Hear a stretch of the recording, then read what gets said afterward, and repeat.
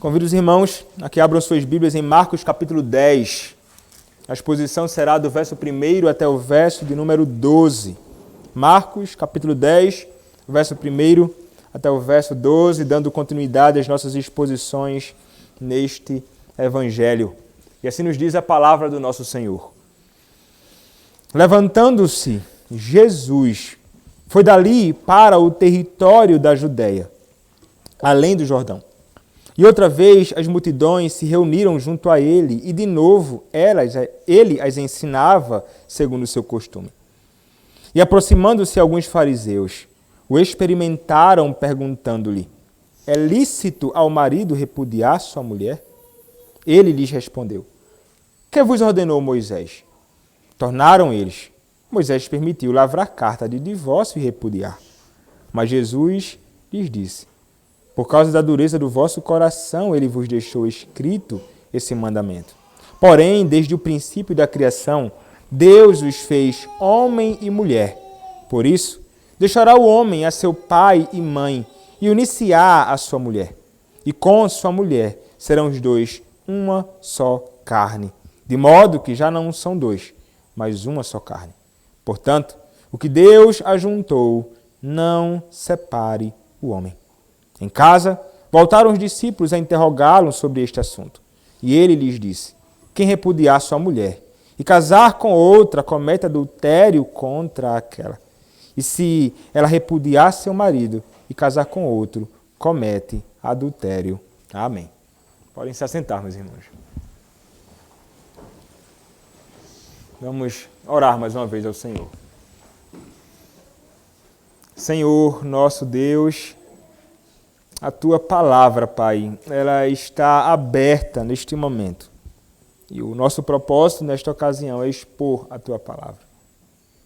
Neste momento, Senhor, peço-Te que o Senhor me use com graça e numa exposição clara das Tuas verdades, que a Tua palavra realmente não seja pregada com qualquer tipo de impedimentos, que não hajam obstáculos e impedimentos em mim, nem obstáculos e impedimentos naqueles que escutam.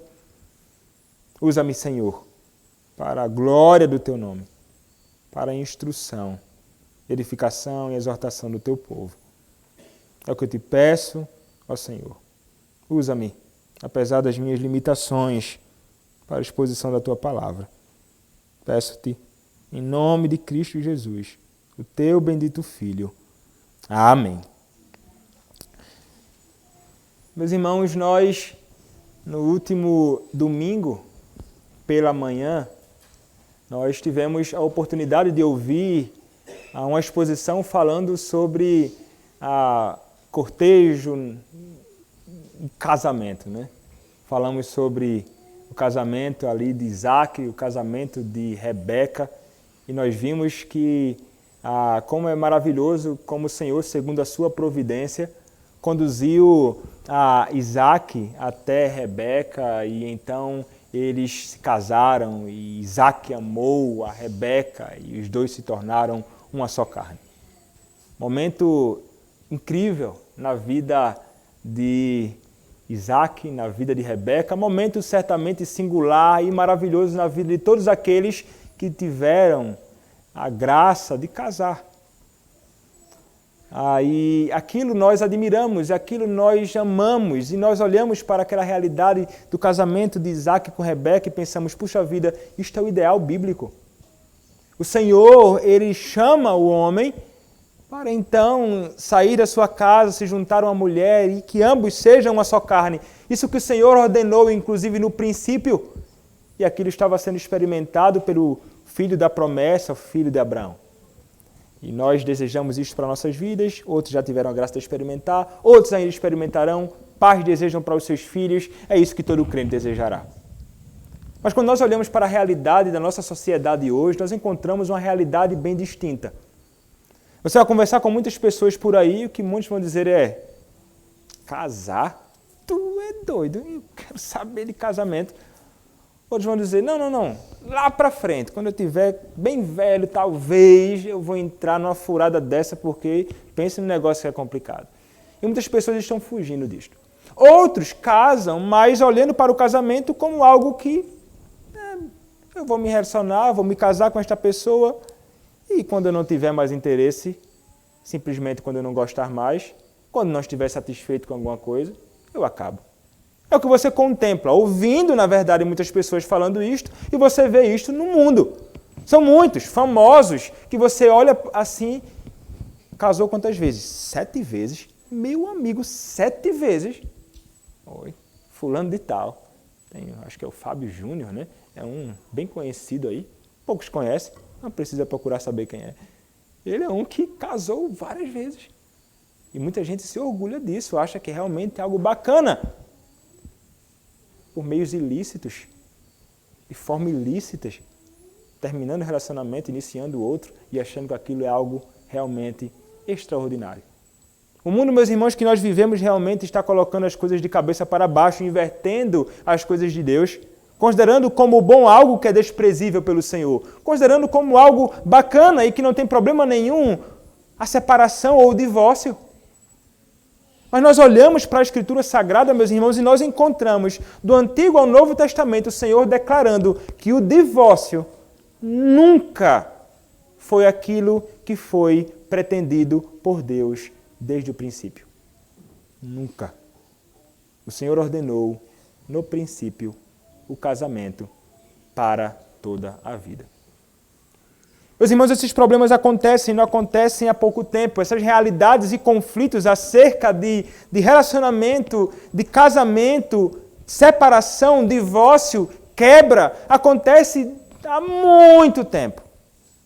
O próprio Senhor Jesus Cristo teve de lidar com isto, como nós veremos no texto desta noite. O Senhor Jesus Cristo teve de ir de encontro a ideias erradas, interpretações distintas, escolas de interpretação da Escritura totalmente diferentes que levavam a práticas distintas para tratar sobre estas questões de casamento, bem como de divórcio.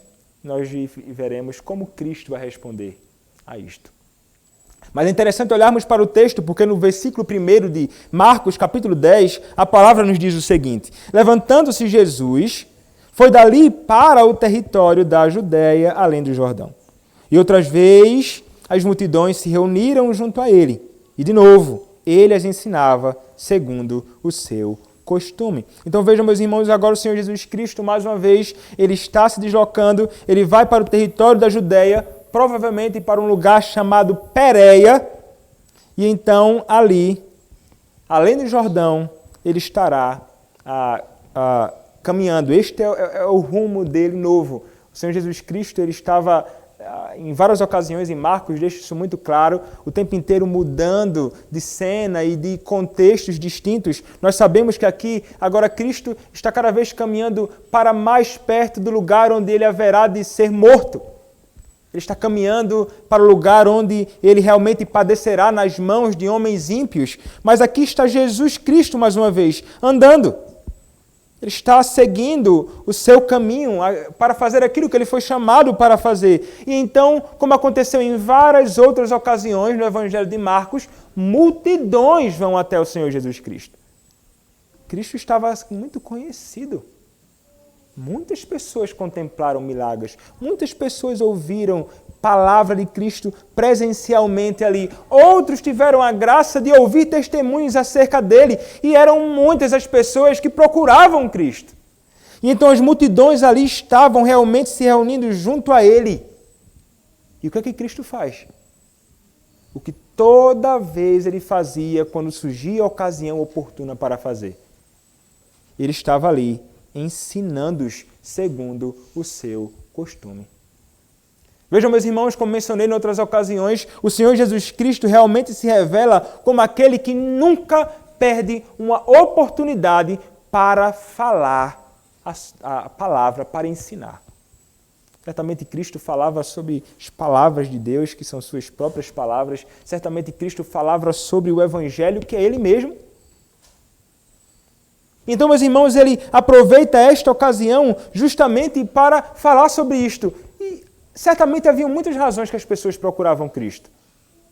Cura, libertação, várias razões. algumas boas talvez, outras talvez pecaminosas até, mas Cristo não estava, parece-me, muito preocupado com isto. O interesse dele, sobretudo, era falar e ensinar. E isto é maravilhoso, porque nós vemos um coração de Cristo sempre disposto a fazer isto.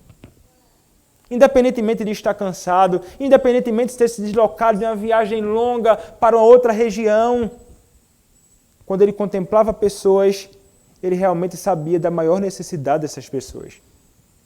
Essas pessoas precisavam de instrução, eram como ovelhas que não têm pastor, que careciam realmente de instrução, de ensino, sobretudo de palavras claras acerca da palavra de Deus, da vontade de Deus para a vida delas.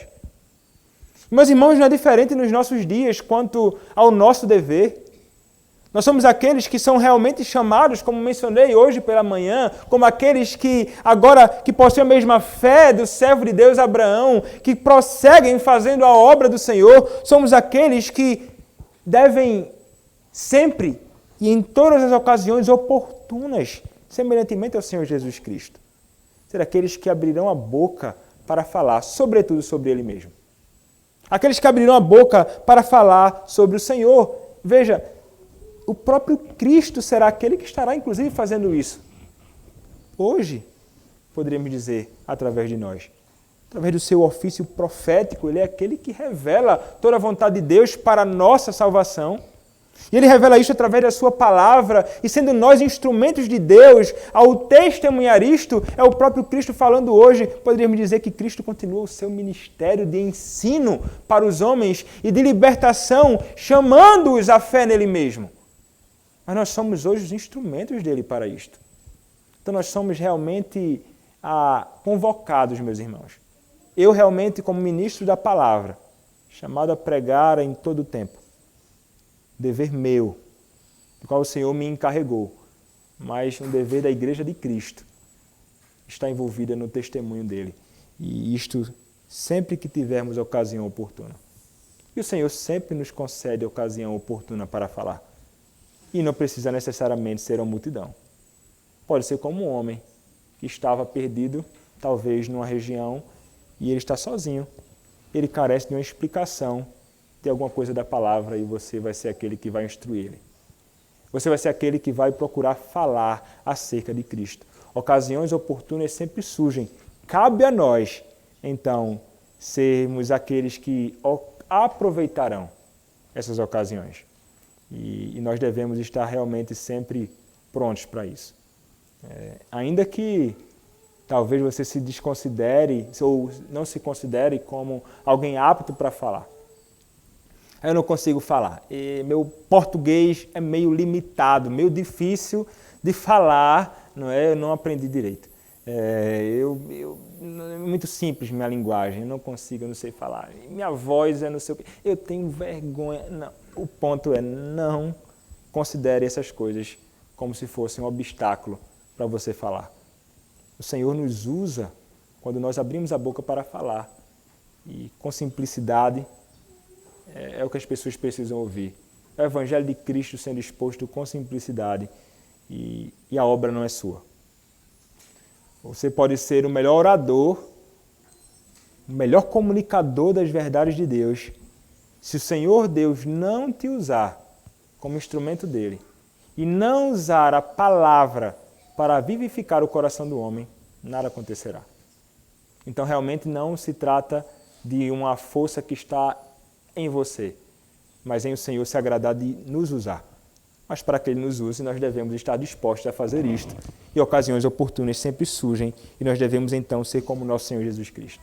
Procurar diligentemente, em todos os momentos que Ele nos conceder graça e oportunidade para falar, que abramos as nossas bocas, deixemos a vergonha de lado, que não faz o menor sentido. É temor de homens, é pecado também. E devemos então falar acerca de Cristo, da sua palavra, da sua vontade para as nossas vidas, bem como para a vida daqueles que nós tivermos a oportunidade de encontrar nesta nossa caminhada. Cristo nos dá um exemplo, e isto já foi falado aqui várias vezes, porque em vários momentos nós encontramos Cristo realmente estando sempre pronto a falar e ensinar aquelas multidões. Chamado meu, chamado teu, para fazermos a obra do nosso Senhor neste mundo. Mas, meus irmãos, este capítulo de Marcos, capítulo 10, nós encontramos isto aqui, nós olhamos para esta realidade e pensamos, puxa vida, Cristo falava sobre a palavra, eu fui chamado para falar sobre a palavra, que coisa boa. Momento muito bom sendo tratado aqui. Mas quando nós chegamos do versículo 2 até o versículo de número 12, é o tipo de texto que alguns pastores vão dizer, é o tipo de tema que eu não gostaria de tratar muito assim, porque realmente é um tipo de tema que é meio difícil de tratar. É um tipo de tema que vai envolver posições e conceitos distintos e casos tão distintos. Casamento, divórcio, como essas coisas devem acontecer? Como o Senhor Jesus Cristo, então, diante de problemas como este, como foi que ele teve de lidar com isto? Cristo, portanto, nos será aqui, meus irmãos, um exemplo também nesta questão. Como Cristo respondeu àqueles que estavam querendo saber maliciosamente algo acerca do divórcio. Quando nós encontramos então o versículo 2, a palavra nos diz o seguinte: e aproximando-se alguns fariseus, o experimentaram, perguntando-lhe, é lícito ao marido repudiar sua mulher? Então vejam, estavam Cristo ali, multidões, aproximam-se quem? Os inimigos de Cristo. Meus irmãos, vocês perceberão, cada vez mais no Evangelho de Marcos é intensificada a maldade, a perversidade e a oposição dos escribas, fariseus, homens da lei contra o próprio Senhor Jesus Cristo, até chegar ao ponto de o crucificarem. Cada vez mais eles são mais ousados e aqui eles realmente se dirigem a Cristo. E fazem então esta pergunta, aqui são os fariseus. Mas, meus irmãos, não se trata de uma pergunta sincera. Não se trata de alguém que está no meio da multidão e pensa assim, puxa, eu queria entender uma coisa, com sinceridade, sem haver qualquer tipo de malícia no coração e nas palavras. Não, aqui, meus irmãos, vocês podem estar certos. A malícia. Esses homens são realmente sagazes, eles são perversos e o desejo deles, o texto vai nos dizer, eles se aproximaram com o propósito de experimentar o Senhor Jesus Cristo. O que eles queriam fazer? Eles queriam, meus irmãos, colocar o Senhor numa enrascada. Eles queriam colocar o Senhor realmente numa cilada. Eles queriam, meus irmãos, colocar o Senhor Jesus Cristo numa condição em que ele não agradaria a ninguém. Ou pelo menos algumas das escolas de interpretação que haviam naqueles dias. Porque quando eles se dirigem ao Senhor Jesus Cristo e perguntam isto, é lícito ao marido repudiar sua mulher? O texto do versículo 3 nos dirá, ele lhes respondeu, que vos ordenou Moisés? Então Jesus Cristo, a pergunta que eles fazem, pelo menos no Evangelho de Marcos, ele responde com uma outra pergunta. Meus irmãos, quando eles fazem esta pergunta aqui, nós olhamos para o contexto daqueles dias e haviam pelo menos 3 escolas de interpretação. Pelo menos 3 escolas de interpretação. Mas 2 que realmente se destacam aqui quanto à interpretação de um texto que nós veremos mais à frente, de Deuteronômio, capítulo de número 24, eles tinham interpretações realmente distintas. Existiam a escola de Shammai, bem como a escola de Hillel. Também tinha uma interpretação daqueles de Qumran, que era um grupo que tinha um tipo de interpretação que diria, eles falariam mais ou menos o seguinte, não existe qualquer tipo de possibilidade para divórcio. Quando nós olhamos então para a interpretação que os da escola de Shammai tinham, eles diriam o seguinte, olha, só é lícito, aí esses seriam chamados por alguns estudiosos de os conservadores, só é lícito algum tipo de separação ou de divórcio no caso de relações sexuais ilícitas.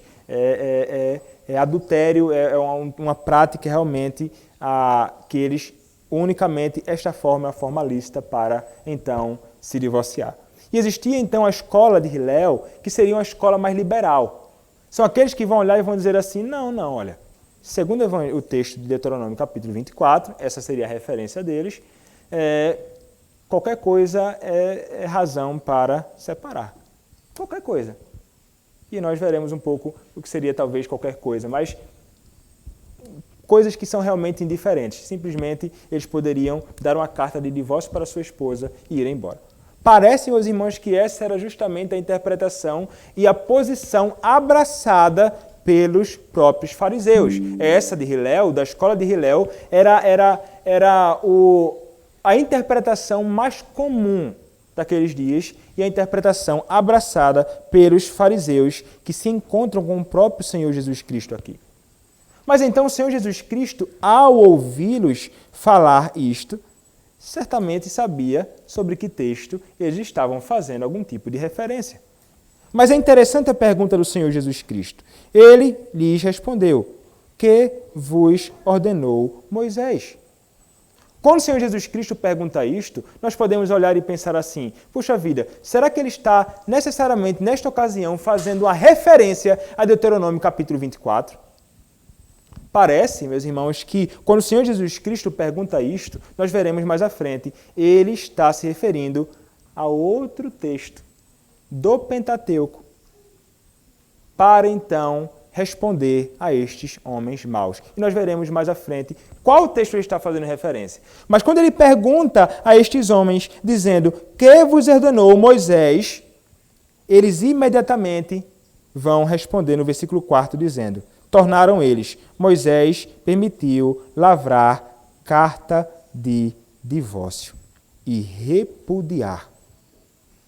Então, que texto é este que eles estão fazendo referência? Realmente, Deuteronômio, capítulo 24, versos 1 a 4. O que é que diz Deuteronômio, capítulo 24, do verso 1 até o verso 4?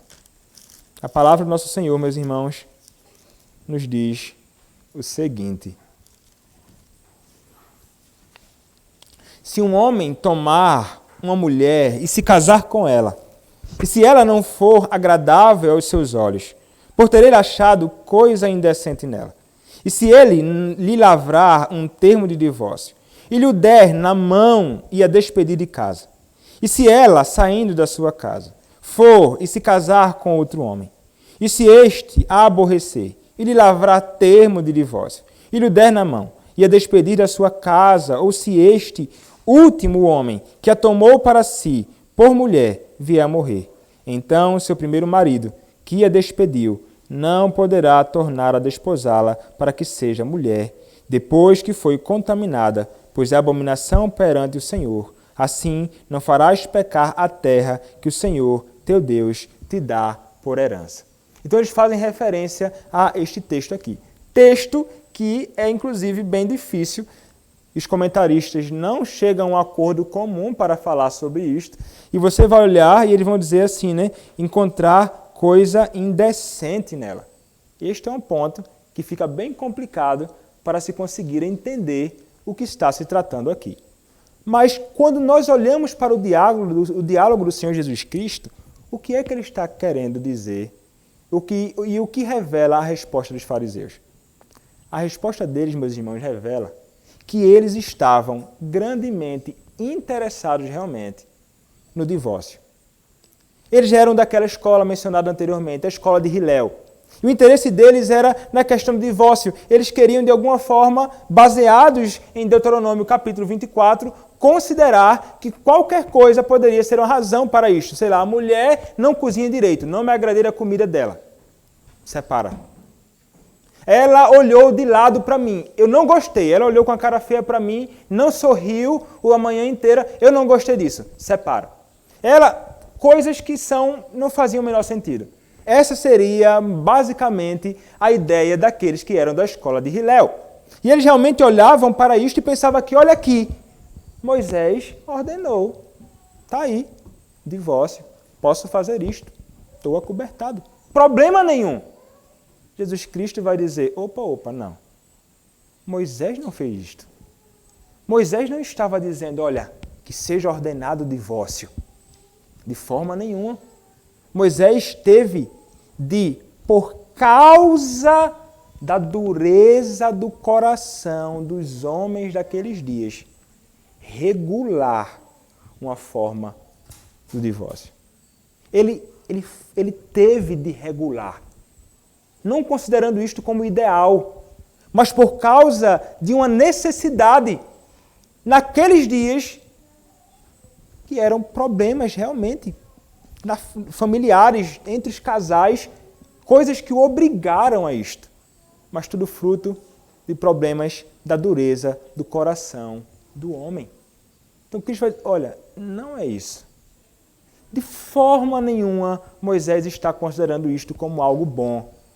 Ele teve de fazer isto e regulamentar este tipo de lei, para então tratar questões desta natureza. Mas tudo isso em razão, como veremos um pouco mais à frente, da dureza do coração do homem. Então era exatamente com isto que ele estava lidando ali. E estes homens então estavam muito mais interessados na questão de se divorciar e defender este princípio, que para eles seria um princípio legítimo, do que considerar aquilo que é verdadeiramente e realmente valioso, que é o que o Senhor Jesus Cristo vai mostrar. E meus irmãos, realmente, o divórcio é algo que é estranho, e como poderiam os fariseus sustentar algo desta natureza e estarem realmente interessados em algo assim? Porque realmente o divórcio ele nunca foi pelo Senhor algo considerado como algo bom. O Senhor considerou desde o princípio o casamento. Isto o Senhor ordenou. Ele disse que o homem deve sair, se unir à sua mulher e então os dois se tornar uma só carne. Mas o divórcio nunca esteve. É como se esses homens imaginassem que o Senhor, por boca de Moisés, fosse alguém que realmente estivesse, de alguma forma, mostrando para eles, olha, vocês têm aí, caso você não goste da sua esposa, uma forma de se divorciar. Não. Nunca foi isto algo revelado na lei pelo próprio Moisés. Não é vontade do Senhor para a vida de ninguém. Mas, meus irmãos, como é que o Senhor Jesus Cristo responde a esta questão? O Senhor Jesus Cristo realmente vai dar, e nós veremos um pouco mais à frente, a verdadeira interpretação e como essas coisas realmente devem acontecer. Porque quando eles falam dizendo que Moisés permitiu lavrar carta de divórcio e então repudiar, Jesus vai responder no versículo 5 dizendo, mas Jesus lhes disse, por causa da dureza do vosso coração, ele vos deixou escrito esse mandamento. Por causa do quê? Do coração mau dos homens. Não foi por outra razão. Porque eles não conseguem, no seu relacionamento, tratar as questões, e então é um caso que parece ser indissolúvel, um caso que parece não ter nenhum tipo de solução. O homem ele está realmente duro, que não quer ceder aquilo que deve ser feito, por causa da dureza do coração, então, de vocês, foi que, então, este tipo de mandamento foi prescrito. Mas ele vai dizer, porém, desde o princípio da criação, Deus os fez homem e mulher. Meus irmãos, quando ele perguntou, o que vos ordenou Moisés? Eles não deveriam correr para Deuteronômio capítulo 24. Eles deveriam correr para Gênesis capítulo 1. Eles deveriam correr para Gênesis capítulo 2. Como o próprio Senhor vai mostrar para eles. Eles deveriam correr para ver a realidade que o Senhor fez homem e mulher e que o Senhor ordenou o casamento.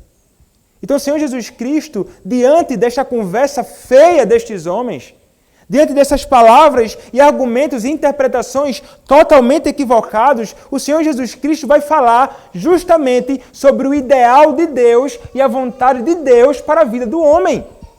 Não é o divórcio, seus fariseus hipócritas. Vocês deveriam responder a minha pergunta justamente fazendo referência àquilo que farei referência agora. Ele vai dizer, não era assim desde o princípio. No princípio, o Senhor, Deus, Ele realmente chamou homem e mulher. O texto nos dirá, desde o princípio da criação, Deus os fez homem e mulher. E certamente, meus irmãos, uma referência aqui a Gênesis capítulo 1, verso de número 27. O que é que diz? Gênesis capítulo 1, verso de número 27. a palavra nos diz o seguinte: criou Deus, pois, o homem à sua imagem. A imagem de Deus o criou, homem e mulher os criou. Ele vai dizer, olha, foi isso que o Senhor fez. No princípio, o Senhor Deus criou homem e mulher distintos. Ish e Ishá, homem e mulher. Foi exatamente isto que o Senhor fez no princípio. Mas não somente isso.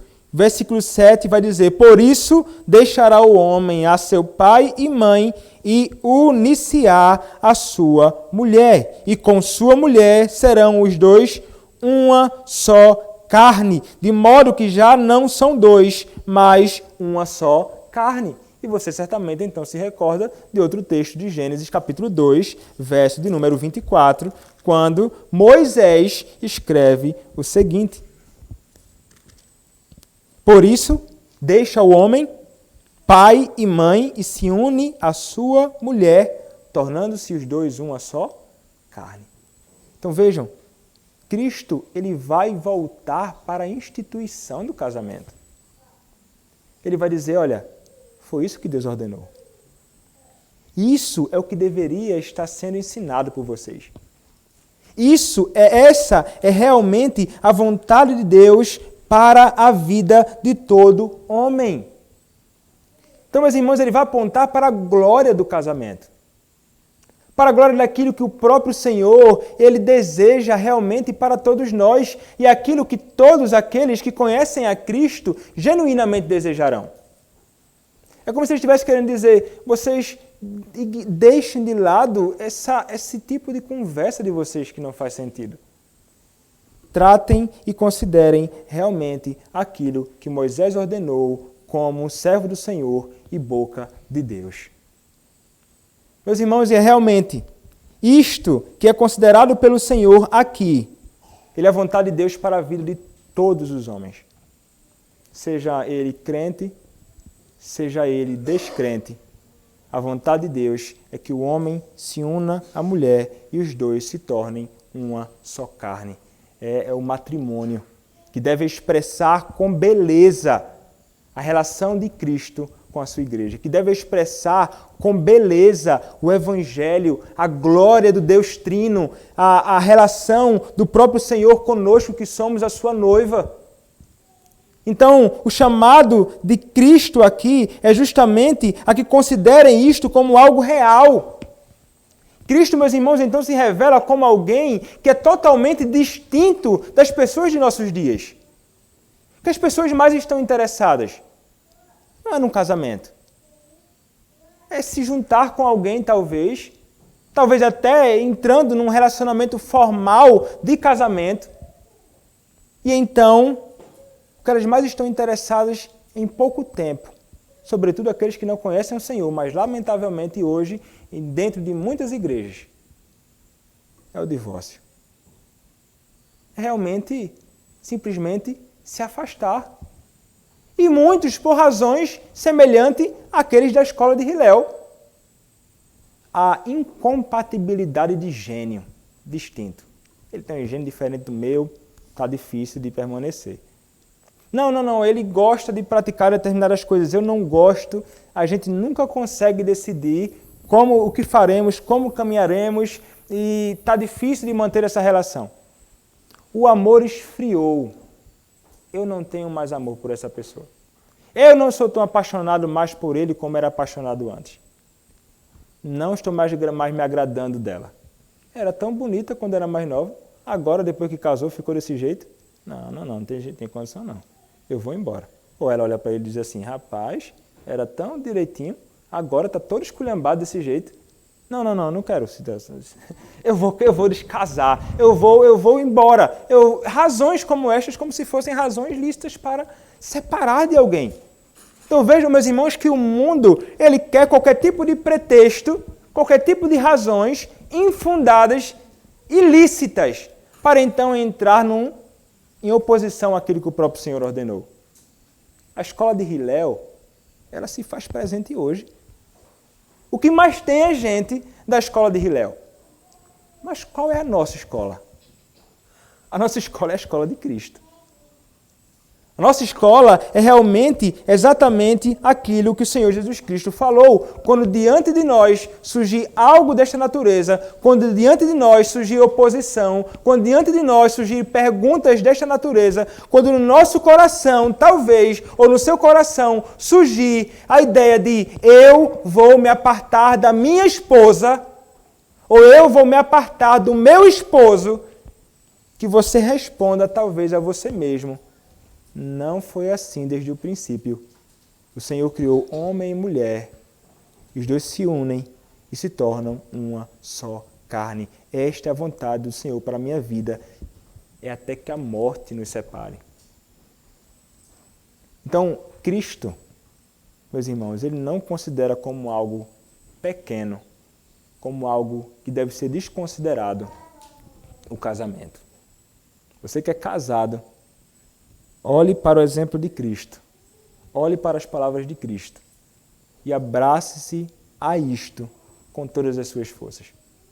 Porque desconsiderar esta realidade, diminuir o casamento, e então você começa a entrar por questões problemáticas de interpretação e de racionalização e de tantas coisas que pode levar você justamente ao divórcio, a desagradar-se disto e, no final das contas, trazer um problema para você, para a sua vida e para a vida da sua família e geração.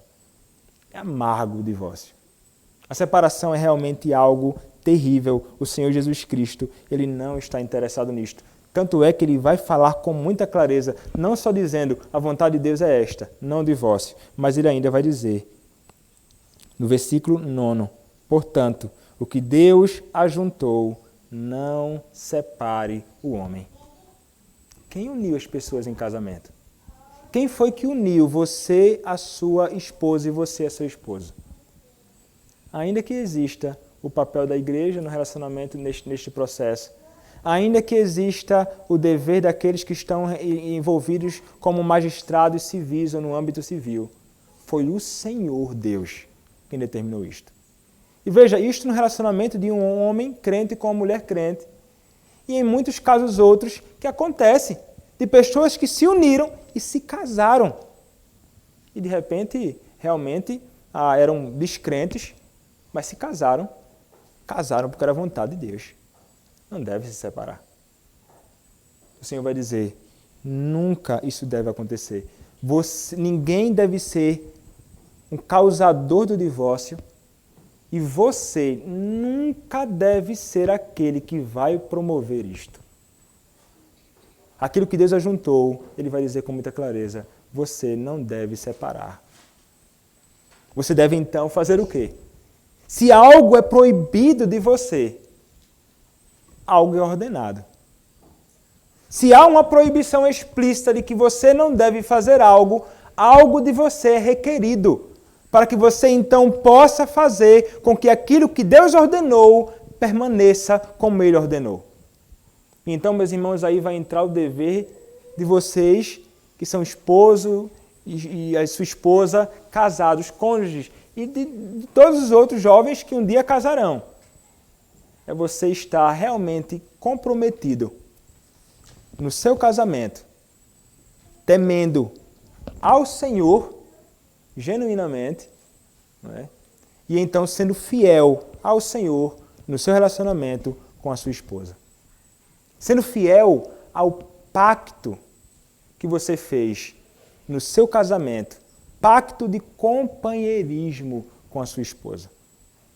Você jurou publicamente ante Deus da igreja que seria fiel até o fim e até que a morte nos separe.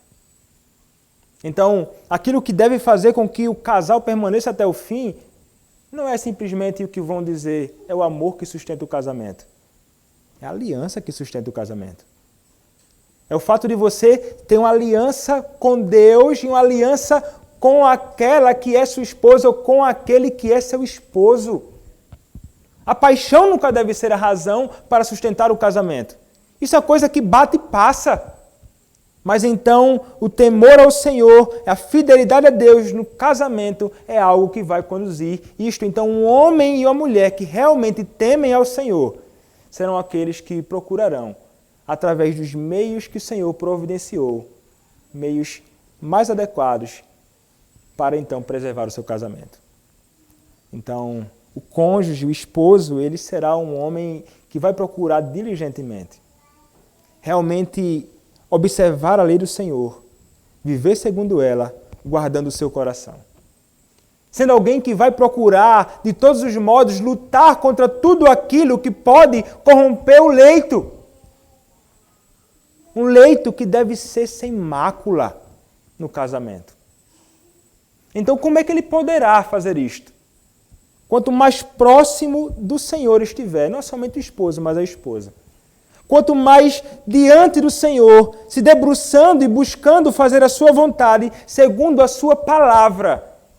Isto, meu irmão, é o que fará com que seu coração seja guardado de qualquer tipo de tentação maligna de Satanás, que tenta destruir todo tipo de casamento em nossos dias.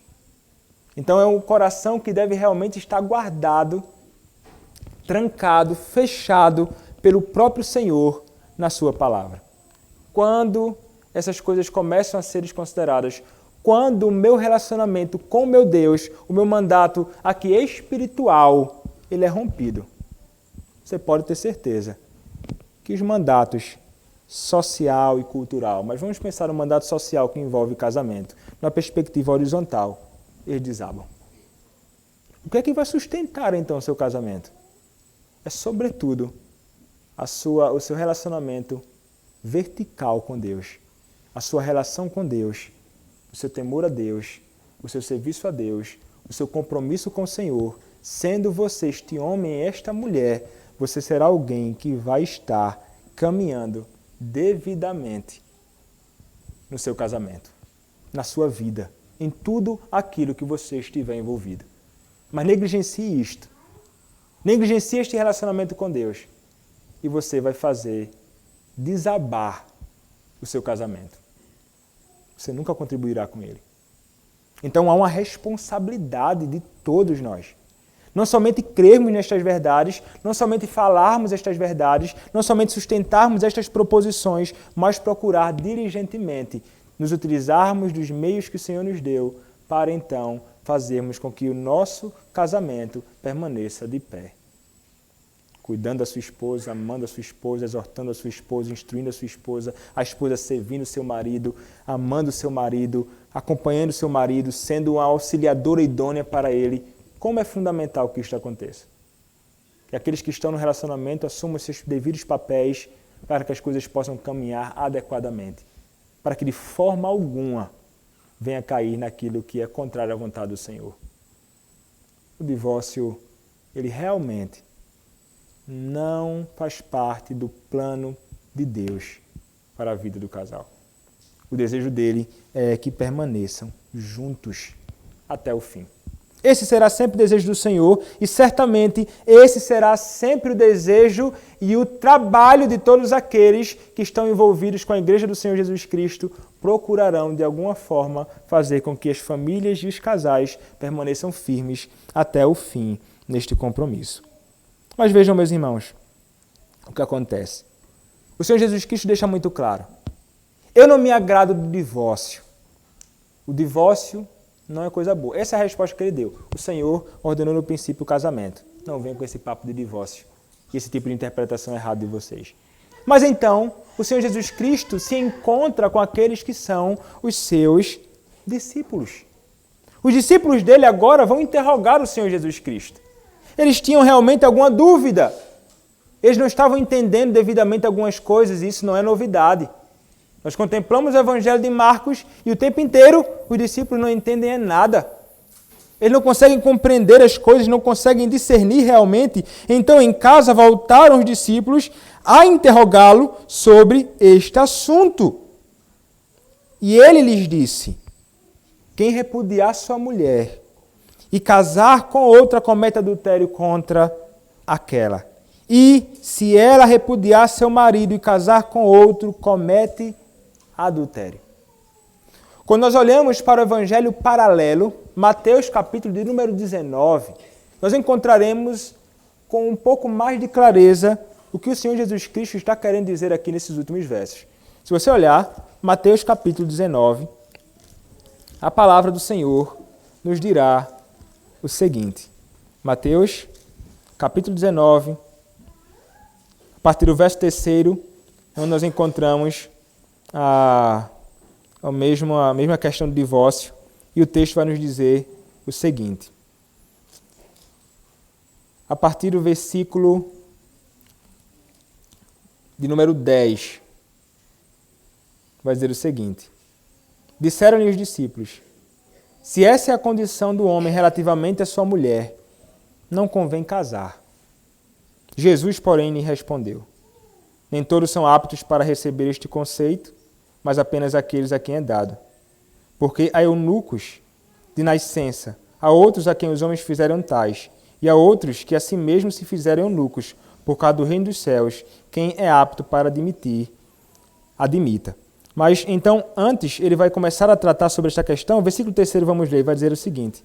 Vieram a ele alguns fariseus e o experimentavam, perguntando, é lícito ao marido repudiar a sua mulher por qualquer motivo? Então, respondeu ele, não tendes lido o Criador, desde o princípio os fez homem e mulher, e disse, por esta causa deixará o homem pai e mãe, e se unirá à sua mulher, tornando-se os dois uma só carne?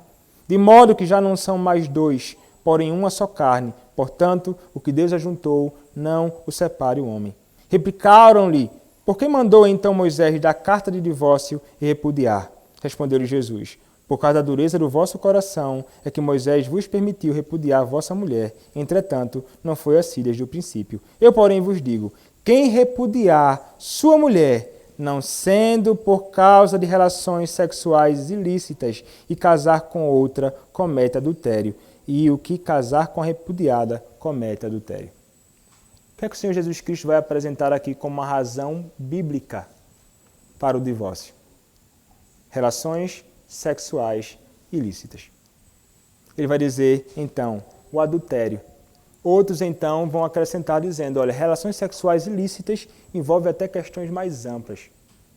Você vai olhar o Sproul, né? Ele vai dizer assim, olha, um homem que é grandemente envolvido e enfiado com a pornografia e não consegue largar este pecado, ele vai dizer, eu considero isso como uma relação sexual ilícita. Ele está adulterando. E aí seria, então, para ele, uma razão bíblica para o divórcio. Mas o texto está dizendo, meus irmãos, e Cristo vai olhar, é como se Cristo estivesse dizendo, olha, sabe o que é algo que é realmente indecente? Sabe qual é a razão bíblica para alguém se divorciar de outra pessoa? É quando há adultério. Relação realmente sexual ilícita. E isso é o que nossos padrões doutrinários interpretam também. Nós lemos aqui no culto público a Deus o que nossos padrões doutrinários falam sobre isto. E o texto da Confissão de Fé de Westminster nos dirá o seguinte. No caso de adultério, depois do casamento, a parte inocente é lícito propor divórcio e depois de obter o divórcio casar com outrem, como se a parte infiel fosse morta. Posto que a corrupção do homem seja tal que o incline a procurar argumentos a fim de indevidamente separar aqueles que Deus uniu em matrimônio, contudo, só é causa suficiente para dissolver os laços do matrimônio, o adultério ou a deserção tão obstinada que não possa ser remediada nem pela igreja, nem pelo magistrado civil. Os padrões de Westminster apresentam duas razões. Adultério ou deserção que não tem a menor possibilidade de algum tipo de reconciliação. E geralmente isso acontece, eles fazem referência a um outro texto aqui que nós leremos. Então, Mateus explica e Cristo deixa muito claro questões de relações sexuais ilícitas, adultério. Agora olhemos para um outro texto, semelhante. Mateus capítulo 5, versos 31 a 32. O que é que a palavra nos diz?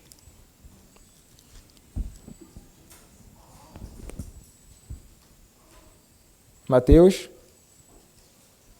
capítulo 5, versos 31 a 32, diz assim. Também foi dito, aquele que repudiar sua mulher, dê-lhe carta de divórcio. Eu, porém, vos digo, Qualquer que repudiar sua mulher, exceto em caso de relações sexuais ilícitas, a expõe a tornar-se adúltera, e aquele que casar com a repudiada comete adultério. Então, a questão do adultério ela está muito clara na Escritura. Mateus capítulo 19, 9 nos deixa isso claro também. Mas há uma outra questão, onde há possibilidade também de separação ou divórcio. Quando nós olhamos para 1 aos Coríntios capítulo 7, a partir do verso 1, nós encontramos o apóstolo Paulo tratando sobre essas questões. E veja, quando nós falamos sobre uma outra possibilidade de divórcio, eu não estou querendo dizer assim, isso é o melhor caminho, isso é o que deve ser procurado. Mas a Escritura regula essas questões e aponta caminhos bíblicos para isto, para como essas coisas devem ser realmente resolvidas. Mas o ideal bíblico nunca foi a separação, o divórcio, a quebra de um relacionamento pactual de relacionamento. Não. Então, 1 aos Coríntios, capítulo 7, o apóstolo Paulo ele vai estar respondendo aqui algumas perguntas. Então, não consideremos, eu não vou poder tratar aqui sobre todos os casos relacionados a esta questão. O apóstolo Paulo ele vai responder aqui, não exaustivamente, mas algumas perguntas feitas e ele então estará respondendo essas questões aqui sobre o casamento. Tanto é que no versículo 1 ele vai dizer o seguinte: quanto ao que me escrevestes, então alguém escreveu, ele vai passar a responder estas questões. É bom que o homem não toque em mulher. Mas por causa da impureza, cada um tem a sua própria esposa e cada uma o seu próprio marido. Casamento, como no Evangelho, como em Gênesis, casamento monogâmico entre um homem e uma mulher. O marido concede à esposa o que lhe é devido, e também semelhantemente a esposa ao seu marido. A mulher não tem poder sobre o seu próprio corpo, e sim o marido, e também semelhantemente o marido não tem poder sobre o seu próprio corpo, e sim a mulher. Então, o seu corpo não é seu, é do seu marido e o do seu marido é seu. É um relacionamento e faz parte do relacionamento conjugal. Então ele vai dizer, não vos priveis um do outro, salvo talvez por mútuo consentimento por algum tempo, para vos dedicardes à oração e novamente vos ajuntardes, para que Satanás não vos tente por causa da incontinência. Então as relações no casamento, as relações sexuais no casamento devem ser então mantidas e é algo que serve para a pureza do casamento e para que o casamento permaneça então de pé. Ele continua dizendo, e isto vos digo como concessão e não por mandamento. Quero que todos os homens sejam tais como também eu sou. No entanto, cada um tem de Deus o seu próprio dom. Um, na verdade, de um modo, outro de outro. Aí ele vai começar a dar, então, alguns conselhos aqui para as viúvas e solteiros. Ele vai dizer, aos solteiros e viúvos digo que lhes seria bom se permanecessem no estado em que também eu vivo. Caso, porém, não se dominem, que se casem, porque é melhor casar do que viver abrasado. Então ele vai dizer, olha, não é que todo mundo tem que ser celibatário, nem todo mundo possui esse dom, nem todo mundo foi chamado para isto. Se você foi chamado para o casamento, ele vai dizer que você, então, case. Mas então, a partir do versículo 10, ele vai começar a dizer algumas coisas. Ele vai dizer o seguinte, ora, aos casados ordeno eu, não eu, mas o Senhor, que a mulher não se separe do marido. Se, porém, ela vier a separar-se, que não se case ou que se reconcilie com seu marido, e que o marido não se aparte da sua mulher. É interessante porque quando ele vai começar a tratar sobre isto, é porque parece que no contexto havia uma seguinte concepção por parte de alguns. Olhavam assim e pensavam, poxa, é bom estar solteiro para servir ao Senhor. E alguns pensavam assim, vou me divorciar para servir ao reino. Opa, não. Isso não deve acontecer. Vocês não devem, ora, aos casados ordeno, não eu, mas o Senhor, que a mulher não se separe do marido. Vocês não devem se apartar dela, ainda que venha com a intenção, talvez até boa, de servir a obra, mas uma vez que você foi casado, você deve permanecer casado. Fazendo o contrário a isto, você estará cometendo adultério. Aí depois ele vai falar sobre um outro grupo. Aos mais, digo eu, não, Senhor. Interessante isto, né? Digo eu, não, Senhor. Então, obviamente, Paulo era um apóstolo, né? Então ele, como alguém inspirado pelo próprio Senhor, ele teria toda a autoridade para falar e escrever muitas coisas que não foram necessariamente faladas por Cristo explicitamente. Porque, meus irmãos, uma coisa é certa, tudo que os apóstolos ensinaram, o próprio Cristo ensinou. E tudo aquilo que os apóstolos ensinaram são palavras do próprio Cristo. Ainda que Cristo não tenha falado isso explicitamente, em Mateus capítulo 19, o apóstolo Paulo então vai falar, baseado certamente nas verdades de Cristo, mas não em coisas que são necessariamente explícitas. Mas ele então tem autoridade apostólica também para falar. E então ele vai dizer, aos mais digo eu, não, Senhor. Se algum irmão tem mulher incrédula, e esta consente em morar com ele, não a abandone. E a mulher que tem marido incrédulo, e este consente em viver com ela, não deixe o marido. Porque o marido incrédulo é santificado no convívio da esposa, e a esposa incrédula é santificada no convívio do marido crente. De outra sorte, os vossos filhos seriam impuros, porém agora são santos. Então vejam, está dizendo, olha, você é casado com um incrédulo. De repente foi o caso que acontecia em muitos contextos ali. E parece-me que é o caso que Paulo está tratando aqui. Se tratava de alguém de duas pessoas que eram ímpios, um se converteu, o outro não. Mas o ímpio, ainda que aquela pessoa tenha se rendido ao Evangelho, ele deseja permanecer. Paulo vai dizer, você deve permanecer casado com ele. Não se separe. É ímpio, mas você está casado. Quer permanecer com você? Quer. Permaneça no casamento. Fazer contrário a isto seria, então, uma forma ilícita de divórcio. Contudo, ele vai apresentar no versículo número 15 o seguinte, mas se o descrente quiser apartar-se, que se aparte. Em tais casos, não fica sujeito à servidão, nem o irmão, nem a irmã. Deus vos tem chamado à paz. Pois como sabes, ó mulher, se salvarás teu marido, ou como sabes, ó marido, se salvarás tua mulher. Ele vai dizer, olha, se o descrente diz assim, eu vou embora. Eu não suporto, se tornou crente, cria nas mesmas coisas que eu cria, abraçava as mesmas coisas que eu abraçava, agora não abraça mais, não suporto, vou embora. Ele abandona. Aqui se apresenta, e os nossos padrões doutrinários inclusive mencionam esse texto, como uma deserção. Alguém que está abandonando a família, alguém que está deixando o matrimônio. E isto acontecia naqueles dias. Isto acontece em nossos dias. Quantas são as mulheres que são abandonadas por seus maridos? E muitos que até dizem ser realmente crentes, quando na verdade revelam grande descrença e impiedade, abandonando o seu lar, deserção, é obstinada. Há tentativas de se tratar, o pastor vai tentar tratar, a liderança da igreja vai tentar tratar, os magistrados civis se envolvem nisso e não tem solução. Essa pessoa vai e nunca mais volta. Aqui é apresentado, sim, na Escritura, uma segunda razão para o divórcio. Obviamente, meus irmãos, que há outras questões, muitas que envolvem isto. Há questões de violência que podem realmente levar ao divórcio. Alguém que é perverso. Cristo vai falar, Mateus 19, 29. Alguns que saem das casas e abandonam então a sua mulher por causa do Senhor. O que está acontecendo ali? Contexto de perseguição. Crentes sendo perseguidos por descrentes. Impiedade, perversidade e violência.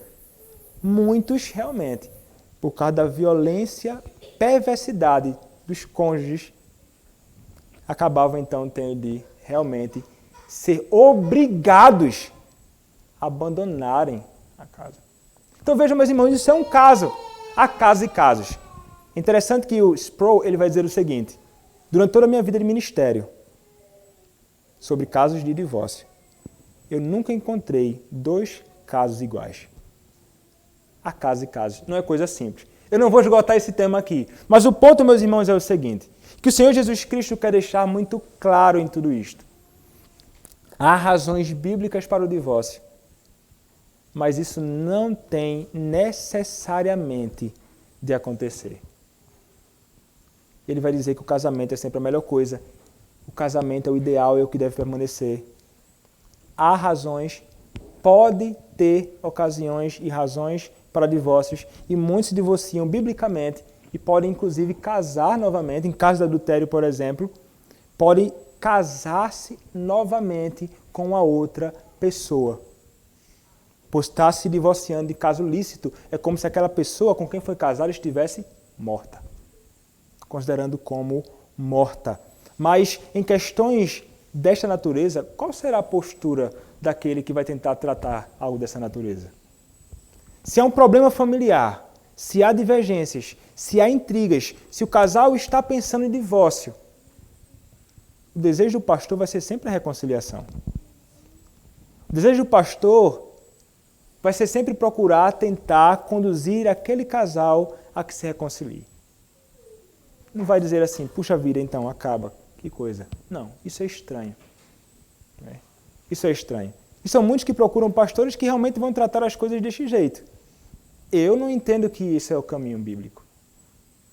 Nosso caminho e nosso dever será sempre procurar, através da Escritura, ser aqueles que vão procurar trazer resoluções para os conflitos.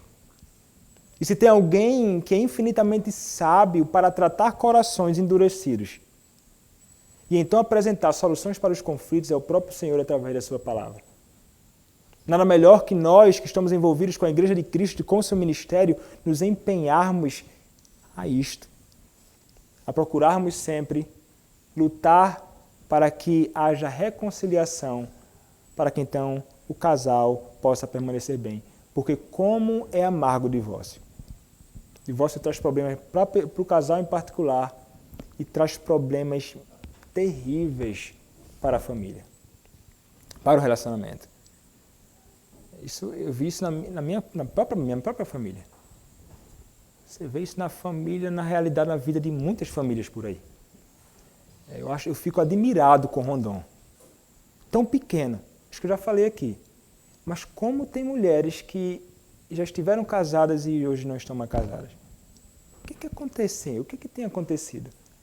Por isso tem acontecido nas igrejas do Senhor Jesus Cristo. Meus irmãos, a dureza no coração do homem é algo realmente amargo e terrível. O pecado tem levado muitas pessoas a realmente procurar o divórcio como alternativa, a única alternativa, a melhor alternativa que tem. Mas nunca será. Cristo não considerou isto. E nós devemos então, meus irmãos, de todas as formas, não somente proclamar estas verdades acerca disto, declarando e explicando que a Escritura fala sobre isto, mas que vocês possam se guardar disto, que vocês possam guardar o coração de vocês e procurar ser realmente diligentes e cuidadosos no casamento de vocês. O Senhor, Ele odeia o divórcio, mas Ele ama a união pactual, de companheirismo para a vida toda que é encontrado no casamento. Esta é certamente a vontade de Deus para a vida de todo homem e de toda mulher, até que a morte os separe.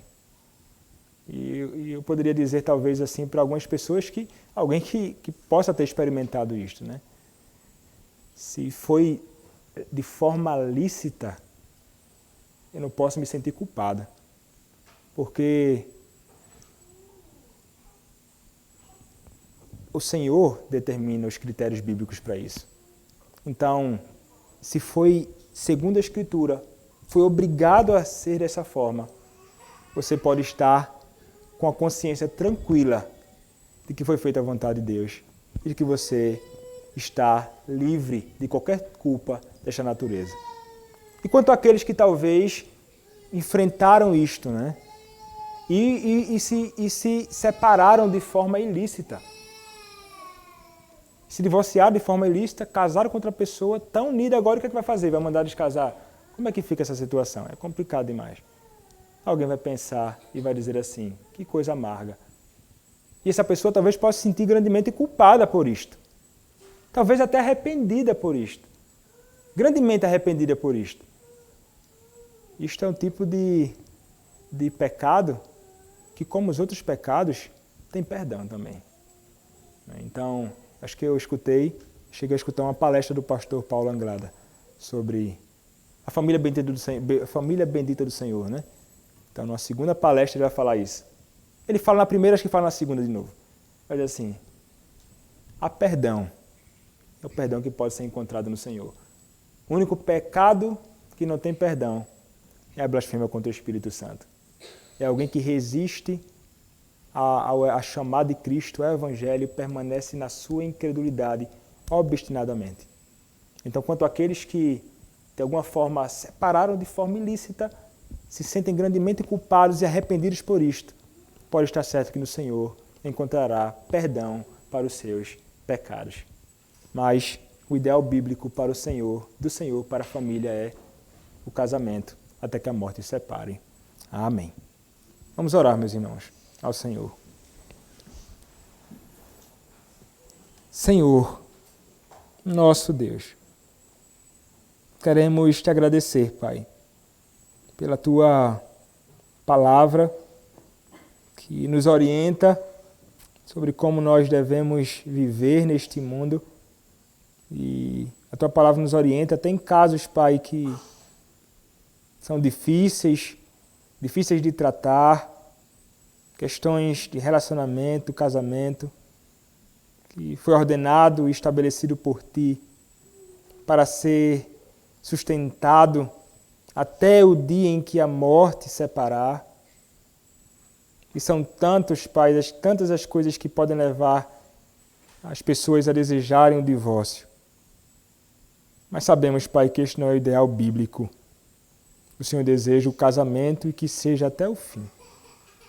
Portanto, Senhor, rogo-te que o Senhor abençoe as famílias desta igreja e de nossas igrejas, guardando, Pai, o coração delas, a que possam, Senhor, permanecer firmes no Senhor, sendo diligentes nos seus deveres no lar, no serviço, no amor, no companheirismo, e que possam, Senhor, realmente honrar ao Senhor no casamento. Livra-os da tentação, livra-os do pecado, livra-os, Senhor, de fazer aquilo que é desagradável a Ti. Sustenta-os, é o que eu te rogo, ó Deus, em nome do Senhor Jesus Cristo, Teu bendito Filho. Amém.